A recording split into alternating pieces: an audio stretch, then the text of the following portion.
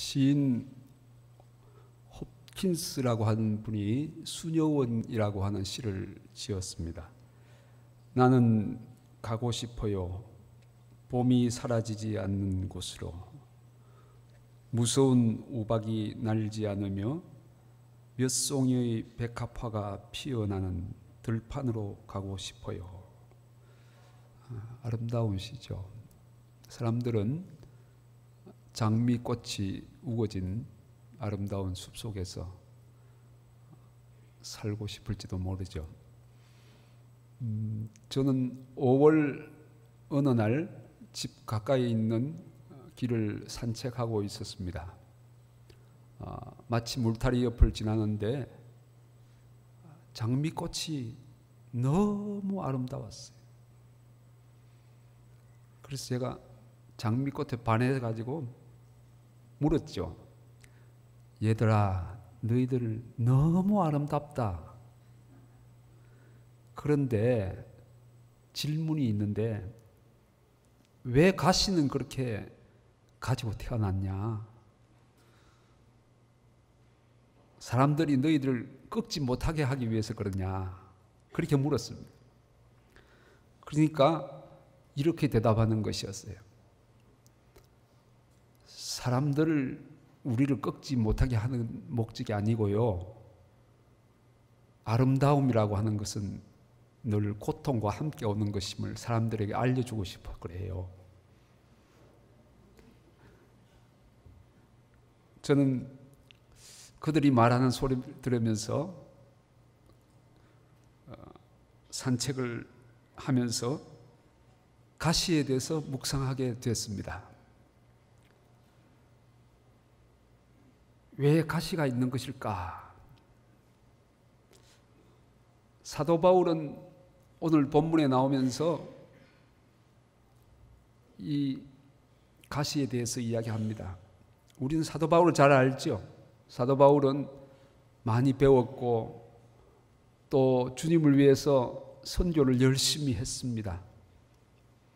그리고 주님 위해서 복음 증거하면서 수많은 사람들을 주의 앞으로 돌아오게 하는 역사를 베풀었습니다.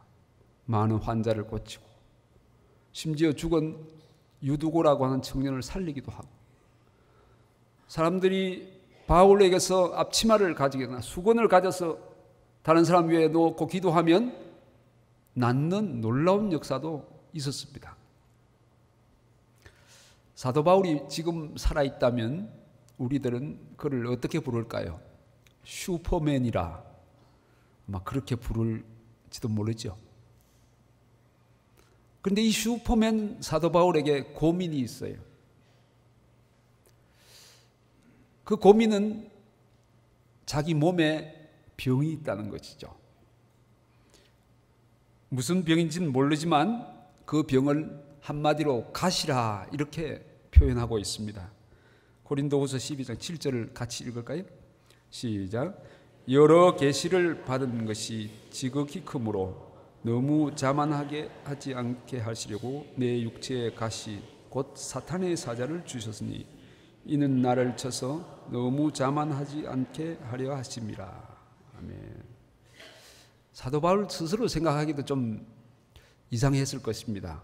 다른 사람들은 내가 병을 고쳐주고 심지어 죽는 사람도 살리기까지 하는데 왜 하나님께서 나에게 이런 고통을 주시나? 왜 치료해 주시지 않으시나?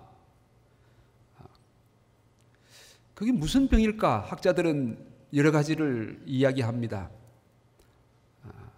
아마 예수님 만날 때 눈이 좀 잘못되어서 안질이 있을 것이다. 아니야. 어쩌다가 갑자기 쓰러지는 간질일지도 몰라. 심한 편두통일지도 몰라. 혼자서 사는 독신 생활에 여러 가지 유혹일지도 몰라. 뭐 그런 사람들의 추측이죠. 그렇지만 사도 바울은 꼬집어서 말 안 했어요. 내 간질이다 이렇게 말하지 않고 그냥 가시라 그렇게 표현했어요. 그러니까 우리는 그 이상 알 수도 없어요. 우리가 천국에 가면 한번 물어보고 싶어요. 야 뭐냐? 하여튼 성경에는 그 정도밖에 안 나와요. 근데 그것 때문에 몹시 고통스러워했어요. 가시라고 했으니까 찌르잖아요. 아프잖아요. 고통스럽잖아요. 왜 가시가 있을 것일까? 20대 중반에 결혼한 신혼부부가 있었습니다. 결혼하고 행복하게 잘 사는데 1년쯤 지나서 자기 부인이 암에 걸렸습니다. 림프암이었습니다. 임파선 암인데 좀 독성이 강한 것이기 때문에 살 가능성이 50% 이하다 이렇게 진단을 받았어요.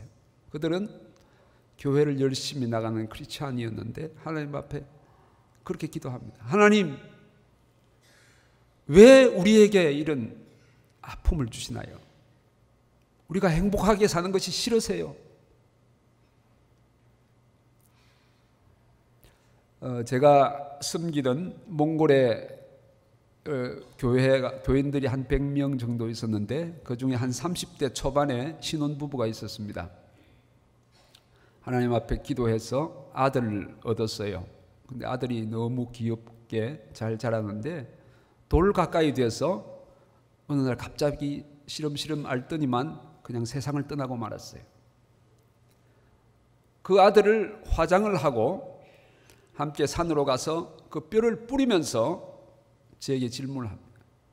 목사님, 하나님께서 왜 선물을 주셨다가 빼앗는 것이에요? 왜? 저는 대답을 할 수가 없었습니다. 어떤 사람들은 고통과 고난을 죄의 결과이라 이렇게 설명하는 사람들이 있죠. 물론 맞는 말이죠. 죄 때문에 그런 고난과 고통이 온 것이죠. 그렇지만 단순하게 모두가 다 죄 때문이라고 말하기는 어려워요. 어떤 사람은 고난은 귀신의 역사라 말하지만 모든 질병이 다 귀신 때문에 온다고 말하기 어려워요. 예수님은 선천적으로 눈이 안 보이는 사람이 있었는데 그 사람을 향해서 이 사람은 자기 죄 때문도 아니고 자기 부모의 죄 때문도 아니라 하나님의 영광을 위한 것이라 이렇게 말씀하셨어요. 아무튼 고난과 고통은 신비한 하나님의 영역이에요. 신비한 것이니까 계속 질문해도 정확한 답은 없습니다. 고통에 대해서 쓴 책을 여러 권 읽었는데 그 중에 한 권을 소개하고 싶습니다. 고통에는 뜻이 있다. 옥하는 목사님께서 지으신 책인데 한번 여러분 읽어보시죠. 오늘 제 설교에 모자란 부분이 아마 그 속에 있으리라고 봅니다. 고난의 문제에 대해서 아주 중요한 참고서가 될 것입니다. 사도 바울은 이 고난의 가시를 위해서 하나님 앞에 기도했습니다. 처음에는 하나님 왜 제게 이런 어려움을 주세요 이렇게 원망했는지도 모르죠. 그렇지만 기도해야 되겠다 생각하고 그는 하나님 앞에 기도했습니다. 이것을 떠나기 위해서 하나님 앞에 3번씩 기도했다. 너무 간절한 기도를 했죠. 그 3번이라 하면 예수님께서 겟세마네 동산에서 기도하시던 그 3번하고 비슷한 것 같아요. 똑같은 주제를 가지고 3번을 기도했어요. 그런데 하나님의 응답이 있습니다. 12장 9절 상반절에 보면 내 은혜가 내게 족하도다. 내 은혜는 바울의 은혜가 아니고 하나님의 은혜예요. 하나님의 은혜가 너에게 족하다. 우리 부산말로 하면 고마 됐다. 기도 고마해라.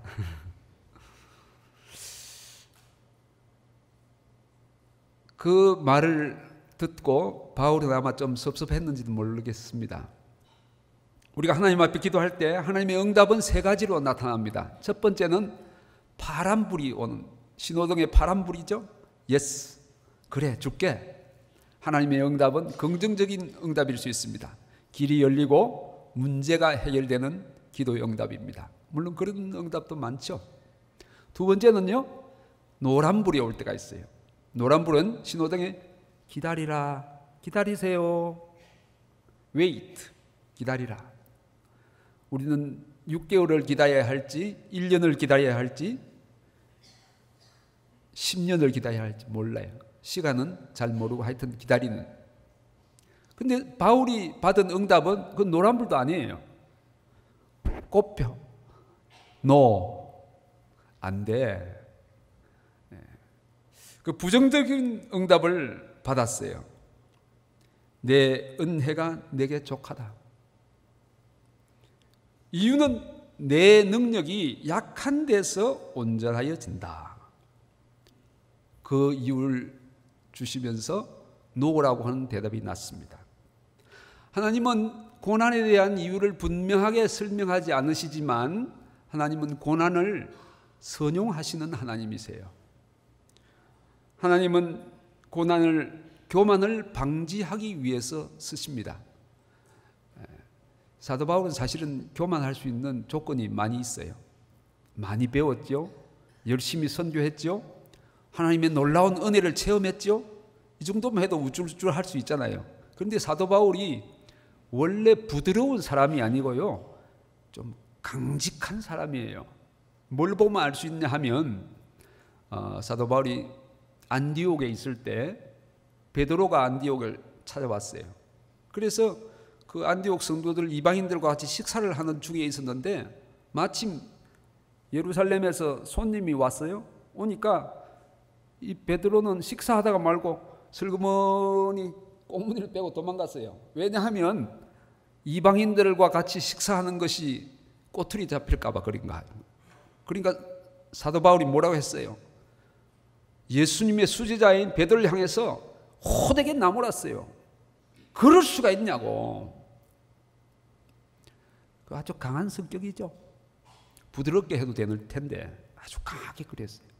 그럴 뿐만 아니라 자기를 믿음의 길로 잘 인도해 준 바나바와 또 결별하는 사건이 생겼어요. 1차 전도여행 때 마가 요한을 데리고 전도여행을 갔는데 이 요한이 무슨 이유인지 몰라도 중간에서 포기하고 도망갔어요. 그러니까 바나바는 마가 요한도 데리고 갑시다 2차 때 하니까 아이 뭐 안 된다. 절대로 안 된다. 결국 선교팀을 2개로 쪼개가지고는 바나바와 이별하고 말았어요. 강한 성격이에요. 하나님께서 생각하니까 바울을 이래도 주면 교만할 수 있겠다. 안전장치가 좋겠다. 그래서 그 가시를 해결하지 않고 고마 됐다 이렇게 하신 거예요.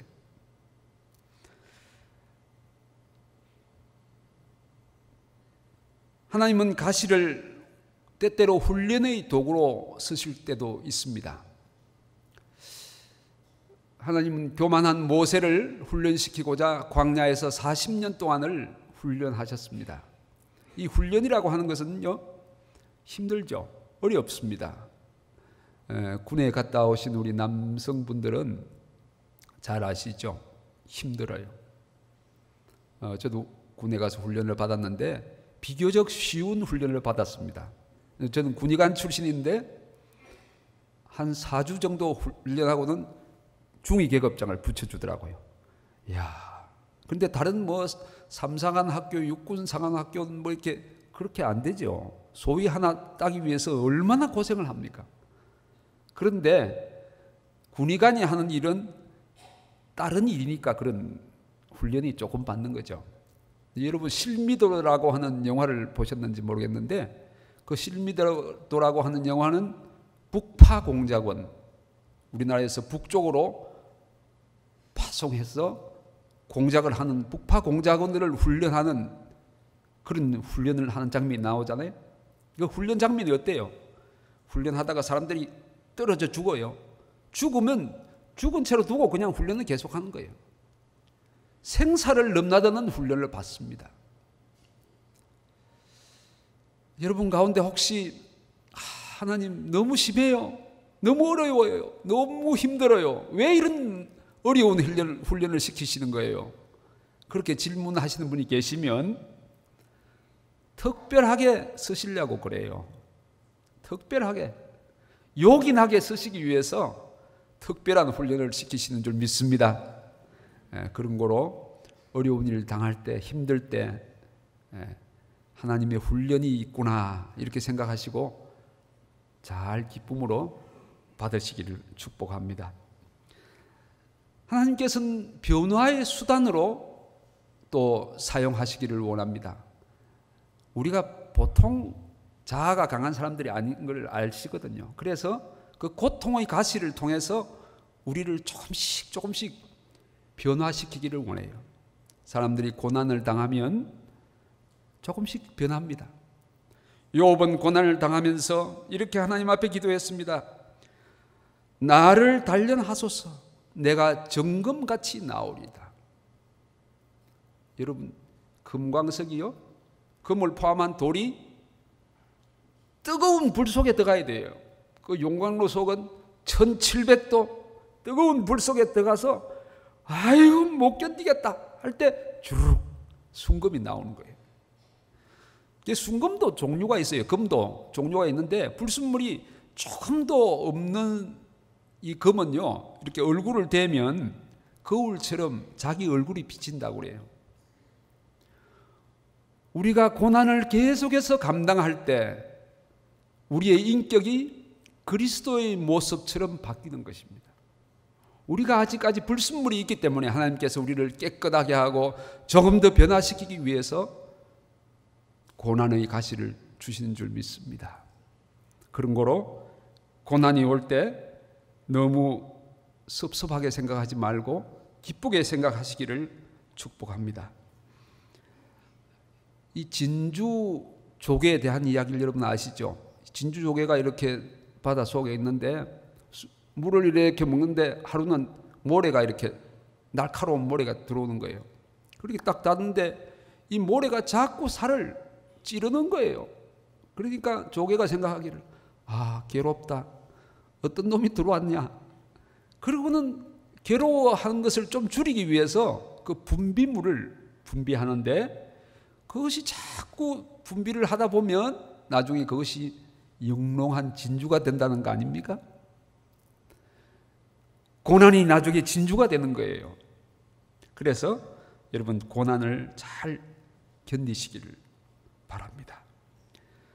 사도 바울은 약함을 통해서 강하게 하시는 하나님의 역사에 대해서 공부하게 되었습니다.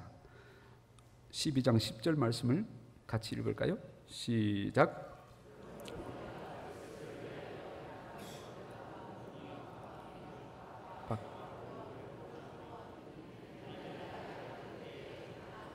아멘.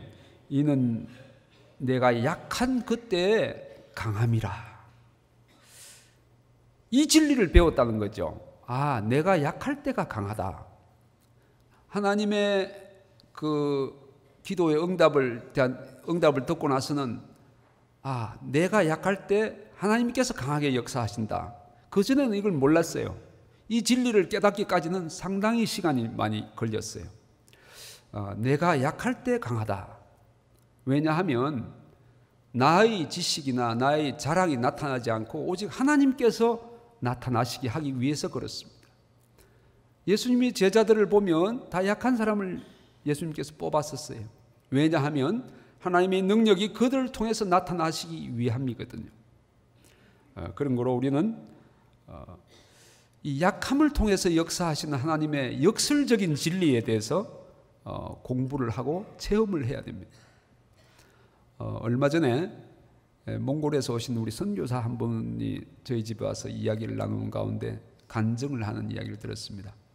자기 고향은 저 시골인데 아주 깡촌이래요.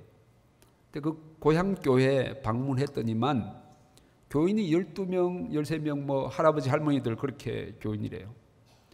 그래서 이제 저희가 가서 기도하기를 너무 안타까워서 고향 교회니까 하나님 우리 고향 교회는 언제 부흥이 되겠습니까? 이래는 제 생각에는 어렵겠습니다. 이렇게 기도를 했대요. 근데 또 얼마 한 시간이 지나고 다시 방문하니까 그 사이에 한 42명의 성도들이 모여서 막 교회가 북적북적하다는 거예요. 교회가 부흥이 일어난 거예요. 그래서 목사님께 물었어요. 어떻게 이런 일이 일어났습니까? 그러니까 이렇게 말씀해 주셨어요. 그 목사님 사모님이 아들이 있었는데 아들이 어릴 때 그만 몹쓸 병으로 세상을 떠나고 말았어요. 근데 이 사모님이 아들이 죽자 너무 고민을 많이 하고 우울해졌어요. 그래서 우울증이 왔어요. 우울증이 심할 때는 꼼짝하지 못하고 침대에 누워서 그냥 눈물을 흘리는 그런 사모님이 됐어요. 근데 그 동네에 서울에서 온 어떤 사람이 공장을 하는데요. 부자들 와서 이제 공장을 하는데 공장이 잘 됐답니다. 그런데 그 사장님의 딸이 서울에서 있는데 어느 날 비관을 해서 그냥 자살을 해버리고 말았다는 것이죠. 딸이 죽었으니까 이 사모님이 얼마나 마음이 괴롭겠어요.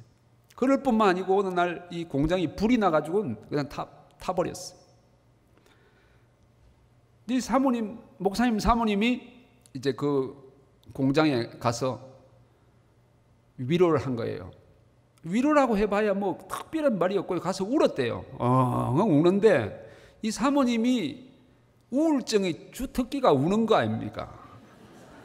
그러니까 계속 자기 특기로 생각하는데 자기 죽은 아들 생각하면서 우는 거예요. 이 딸이 이 집에 죽었으니까 울는데 그리고 온 거예요. 그리고 그렇게 하기를 한 달을 계속 다닌 거예요. 가서 계속 울고 오고 자기가 슬퍼서 운지도 모르지. 그렇게 울었는데 이 사장님이 생각하니까 이렇게 자기를 위로해 준 사람은 없다는 거예요. 그래서 그 가족이 다 직원하고 포함해서 다 교회에 나왔어요. 할렐루야! 하나님의 역사는 약한 사람을 통해서 역사하시는. 그래서 약한 사람이 중요한 거예요. 우리를 약하게 하시는 이유는 하나님이 역사하기 위한 것인 줄 믿습니다.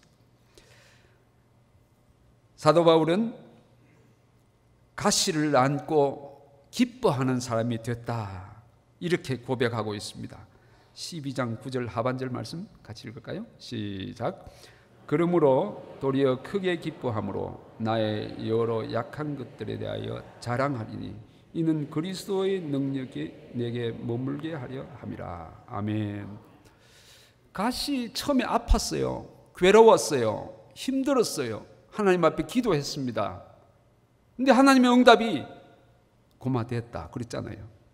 그러니까 이제부터는 생각을 바꿔서 이 가시를 내가 이제 품어야 되겠다. 그 가시를 안고 기뻐하는 사람이 됐다는 거예요. 그 가시에 대해서. 그리고 그 가시를 자랑하는 사람이 됐다고 하는 것이죠. 놀라운 변화죠. 마음이 변화하고 생각의 변화에 따라서 그 인생이 바뀌어지는 거예요. 여러분, 기적이라고 하는 것은요, 우리의 생각을 통해서 오는 것입니다. 하나님께서 우리의 마음을 바꾸시고 우리의 생각을 바꾸실 때 거기에 기적의 삶이 일어나는 것입니다. 미국에 조니 엘릭슨이라고 하는 여자아이가 있었습니다.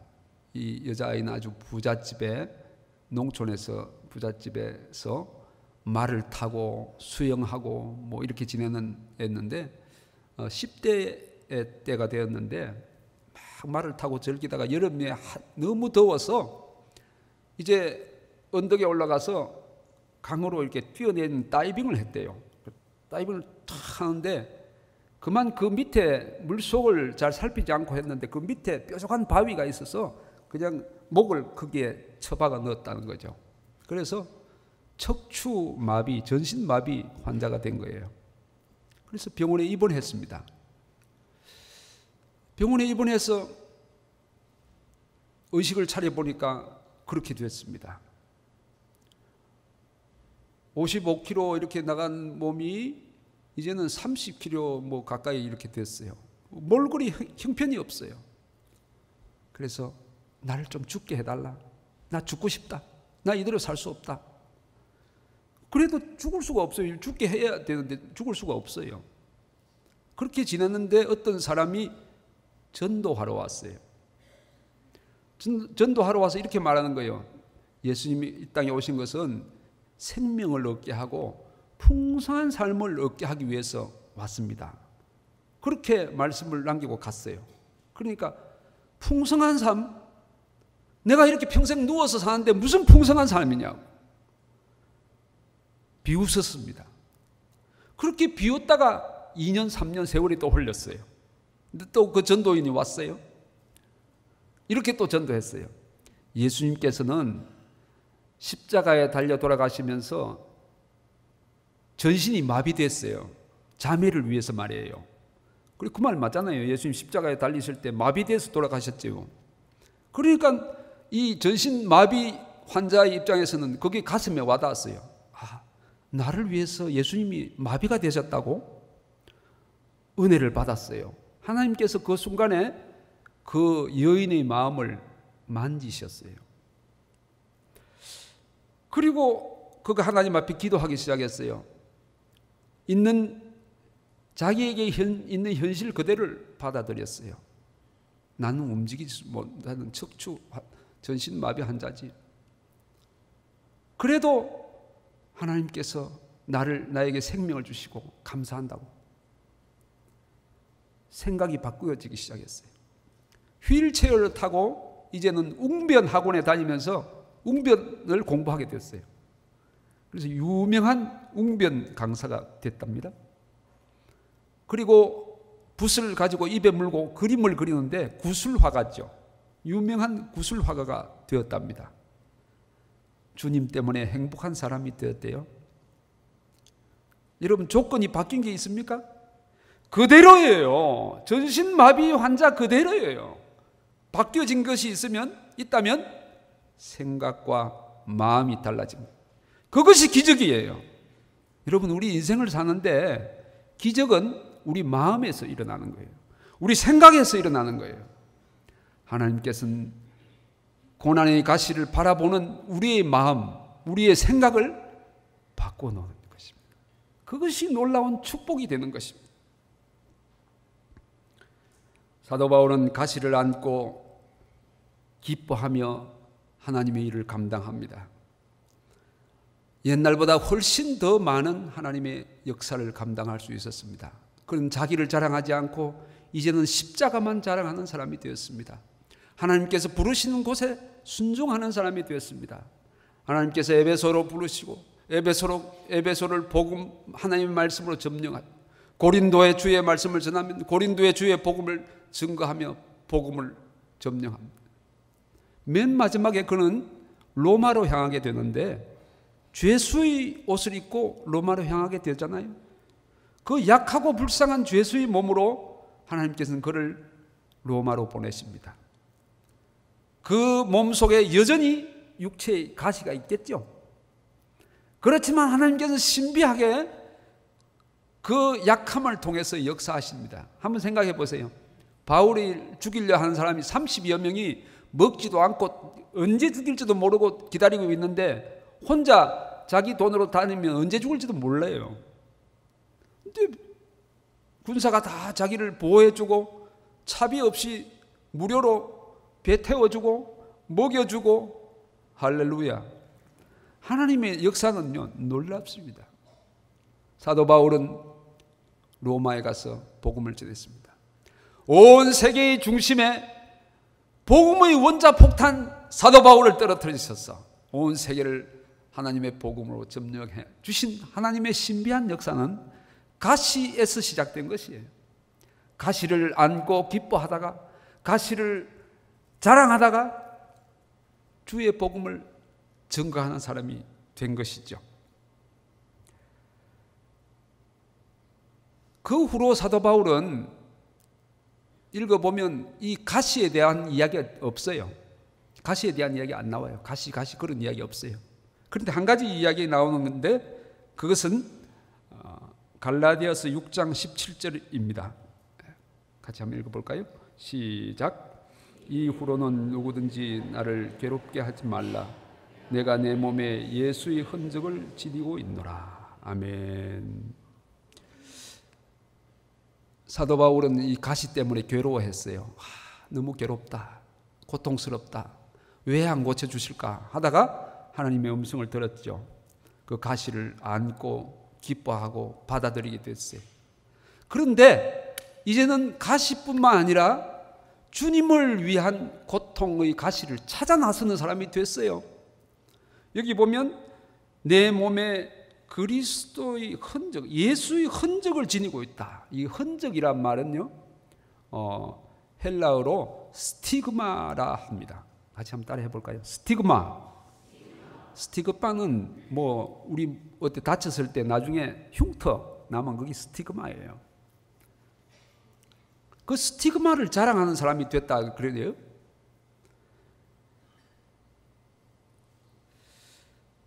내 몸에 예수의 흔적을 지니고 있느라. 사도 바울은 복음 전하다가 매를 맞았습니다. 돌멩이를 쳐서 맞습니다. 그 상처의 흔적이 남아있는 거예요. 그것이 스티그마, 예수님의 흔적. 나는 그걸 이제 자랑한다는 거예요. 여기 보면 이후로는 누구든지 나를 괴롭게 하지 말라. 뭘로 괴롭혔어요?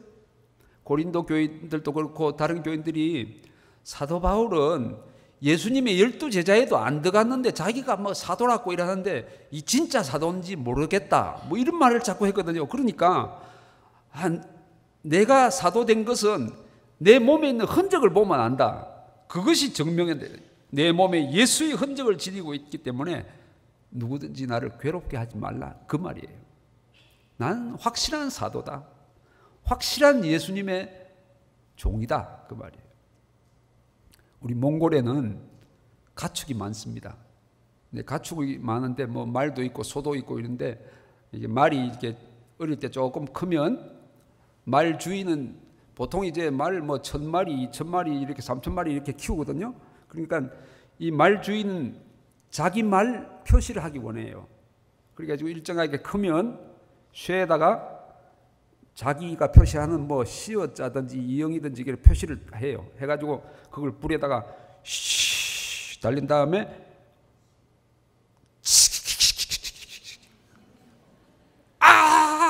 이 말이 막 뜨거워서 그렇게 하죠. 그건 나중에 흔적이 남아요. 근데 자기 집의 말은 전부 다 똑같은 흔적 가지고 있어. 시어. 그럼 다 1000마리면 다 자기 말이에요. 이 스티그마는요, 소유의 표시입니다. 이 내 것이다. 우리가 주님의 확실한 소유라고 하는 것은요, 주님을 위한 스티그마가 있어야 돼요. 스티그마. 여러분, 예수님 때문에 얼마나 고난과 고통을 받아 보셨어요? 여러분 몸속에 예수님의 흔적이 있으세요? 예수님 때문에 얼마나 손해 보셨어요? 그게 스티그마예요. 우리 산성교회 성도 여러분, 스티그마 있기를 축복합니다. 너무 내 가시 때문에 괴로워하지 말고 고통하지 말고 그 가시를 안고 품고 기뻐하고 자랑하다가 이제는 주님을 위한 고통의 가시 찾아났습니다. 사도 바울을 보면요, 사람들이 말렸어요. 예루살렘을 향해서 사도 바울은 가려고 합니다. 예루살렘에 가면 잡혀 죽는다. 가지 마라. 사도 바울은 아니야, 나는 간다. 내 생명을 조금도 귀한 것으로 여기지 않는다. 나는 간다. 여름밤에 불을 켜놓으면 부나비가 불을 향해서 막 뛰어 들어가서 불 속에 빠져 죽잖아요. 사도 바울의 모습은 그런 것 같아요. 막 자기 몸을 달려서 불 속으로 향해 뛰어 들어가서 주님을 위한 순교의 제물이 되는 것이죠. 주님을 위한 스티그마. 메더슨이라고 하는 사람이 쓴 시를 읽고 마치겠습니다. 나의 하나님, 나는 나의 가시에 대하여 결코 감사하지 못했습니다. 나의 장미꽃에 대하여 수천 번이나 감사하였지만 주님이 나에게 지어준 십자가에 대해서는 한 번도 감사하다고 생각하지 못하였습니다. 고난을 통하여 나의 인생 행로를 완성하신 사랑의 주님이시여, 이제 저에게 이 가시의 가치를 가르쳐 주옵소서. 그리하면 나의 눈물이 무지개 됨을 알겠나이다. 그리고 나서 나에게 고난당한 것이 내게 유익이라고 말할 수 있게 해 주시옵소서. 사랑하는 산성교회 성도 여러분, 여러분 가운데 아직도 고난의 가시로 괴로워하고 고통하는 성도들이 없으십니까? 사람들 앞에 말하지는 않지만 문을 하나씩 열고 각 가정에 들어가 보면 문제가 없는, 고난이 없는 가정도 없다고 합니다. 때때로 우리는 그 고난 때문에 기도할 수조차도 없을 그런 힘든 상황을 맞이하고, 때로는 하나님을 원망하기도 하고 그럴 때 있어요.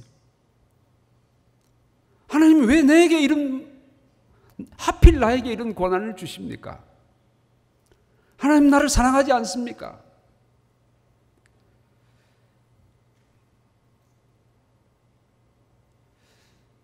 구역에서 기도 제목이 있으면 좀 써내라고, 이 기도 제목을 써서 내면 괜히 구역 식구들이 알고 교회에 퍼질까 봐 두려워서 기도 제목을 못 내요. 그래서 여러분들 기도 제목도 함부로 기도 제목이 뭐예요? 그렇게 묻지 마세요.